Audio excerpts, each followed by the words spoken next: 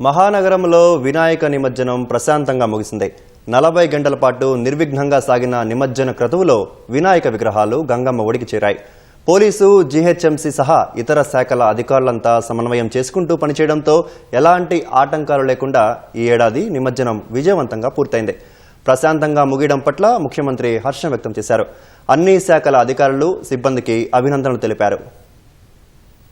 రాష్ట్ర రాజధానిలో అత్యంత ప్రతిష్టాత్మకంగా భావించే వినాయక నిమజ్జనోత్సవం ఈ ఏడాది అంగరంగ వైభవంగా ముగిసింది. హుస్సేన్ సాగర్ సహా నగరంలోని ప్రధాన చెరువుల వద్ద ప్రభుత్వం పెద్ద ఎత్తున ఏర్పాట్లు చేయడంతో భక్తులు తమ గణనాథులను సకాలంలో నిమజ్జనం చేశారు. ఖైరతాబాద్, బాలాపూర్ గణేశులను అనుకున్న సమయానికే నిమజ్జనం చేయగా గ్రేటర్ పరిధిలోని విగ్రహాల నిమజ్జనానికి దాదాపు 40 గంటలు పట్టింది. హిమాయత్ నగర్, లిబర్టీ చౌరస్తా మీదుగా తెలుగుతల్లి ఫ్లైఓవర్ వరకు పెద్ద సంఖ్యలో గణనాథులు తరలిరావడంతో వాహనాలన్నింటినీ పోలీసులు tank bund, NTR Marg, necklace road మీదుగా మళ్లించారు. ఒక్క హుస్సేన్ సాగర్ లోనే 23,000కు పైగా విగ్రహాలు జలప్రవేశం చేశాయి. మరో 1,20,000 విగ్రహాలు బేబీ పాండ్స్, కృత్రిమ కొలనులు, ఇతర చెరువుల్లో నిమజ్జనం చేశారు. నిమజ్జనాలు ప్రారంభమైనప్పటి నుంచి పూర్తయ్యే వరకు గ్రేటర్ పరిధిలో మొత్తం 2,70,000 విగ్రహాలను భక్తులు గంగమ్మ ఒడికి చేర్చినట్లు జీహెచ్ఎంసీ వెల్లడించింది.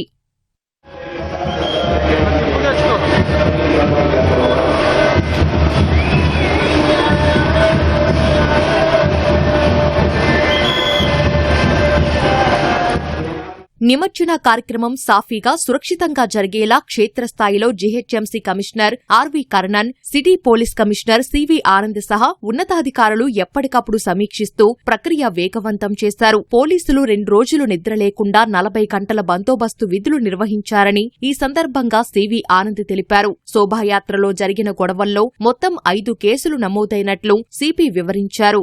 ఈసారి మేము చాలా స్పెషల్ ఫోకస్ చేసి అందరితో 10 రోజుల పాటు వారందరినీ ఒప్పించి తొందరగా బయలుదేరాలి, ఈ విధంగా ఇబ్బందులు అవుతున్నాయి, మీకు కూడా ఇబ్బంది అవుతుందని తెలియజేయడంతో కొద్దిగా ముందు బయలుదేరారు.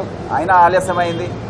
నిన్న మేము గమనించిన విషయాలు ఏంటంటే, రాత్రి సమయంలో ఈసారి విగ్రహాల హైట్ ఏదైతే ఉందో కొద్దిగా ఎక్కువగా ఉంది. కొన్ని విగ్రహాలు మేము అన్ని జాగ్రత్తలు తీసుకున్నా వచ్చి 40 ఫీట్లు దాని పైకి కూడా ఉన్న సందర్భంలో ఇక్కడ ఉన్న ఎలక్ట్రిక్ వైర్స్, కేబుల్స్ దగ్గర ఇరుక్కొని ఈ ప్రొసెషన్ ఊరేగింపు ఆలస్యమైంది. మేము ఫస్ట్ బషీర్బాగ్ మరియు లిబర్టీ జంక్షన్ దగ్గర ట్రాఫిక్ ఉదయం 8 గంటలకే ఓపెన్ చేసేశాము.